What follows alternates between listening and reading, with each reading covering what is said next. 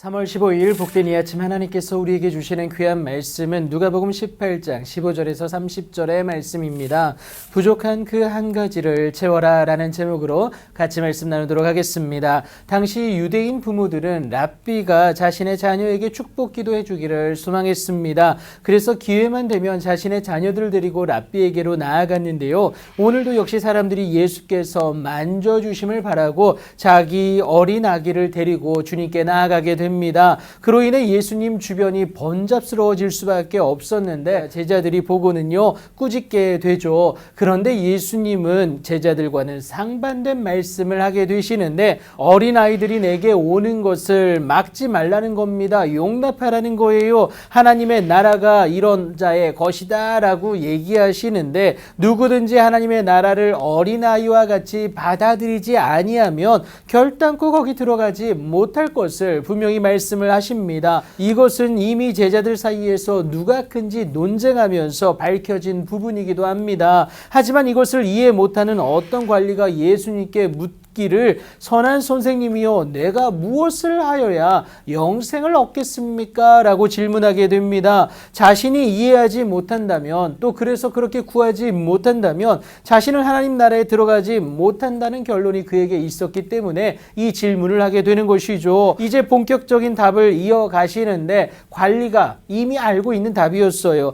간음하지 말라, 살인하지 말라, 도둑질하지 말라, 거짓 증언하지 말라, 내 부모를 공경하라. 그러니까 모세로부터 내려온 10계명 중 인간 사이에 지켜져야 할 계명을 예수님이 말씀하신 것이죠. 하나님의 말씀을 삶 속에서 실천해내는 그 부분이다라는 겁니다. 이에 대해 관리는 이미 이것들을 어려서부터 다 지키고 있었음을 말하게 되는데요. 그도 그럴 것이 유대인이라면 이 율법 준수가 그들에게는 사명이었기 때문에 그렇습니다. 그런데 예수님은요 칭찬해야 할 듯한 이 상황에서 내게 아직도 부족한 것 한 가지가 있다라고 말씀하시면서 충격적인 솔루션을 그에게 제시하십니다. 내게 있는 것을 다 팔아 가난한 자에게 나눠줘라. 그리고는요 와서 나를 따르라. 이렇게 말씀을 하십니다. 여러분 이것은 두 가지인데 결국 한 가지입니다. 그 이유가 다른 것이 아니라 A가 선행되어져야 여러분 온전한 B가 가능하기 때문에 그렇습니다. 그런데 안타깝게도 이 관리가 예수님의 솔루션을 받아들이는 것을 주저함으로 심히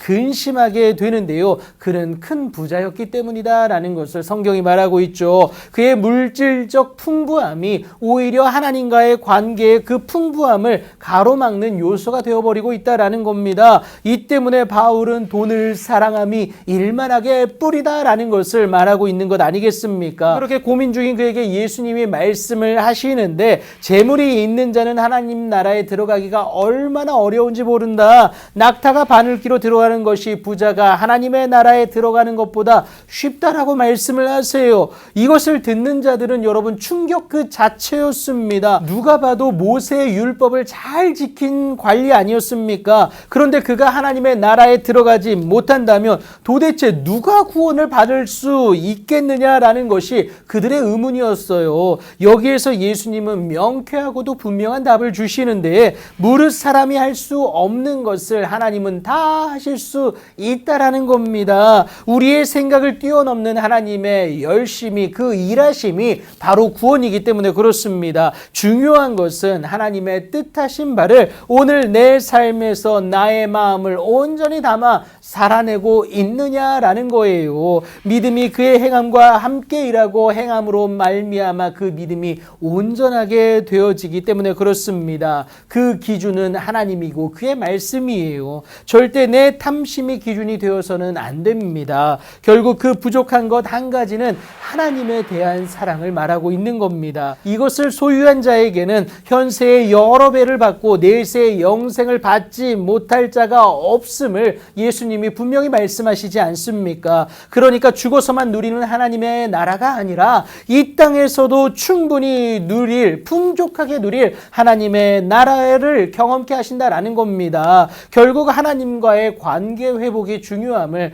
여러분 꼭 기억하셔야겠습니다. 그렇게 하나님 앞에 오늘도 사랑함으로 나아가는 여러분들의 귀하고 복된 오늘이 되길 예수님의 이름으로 축복합니다.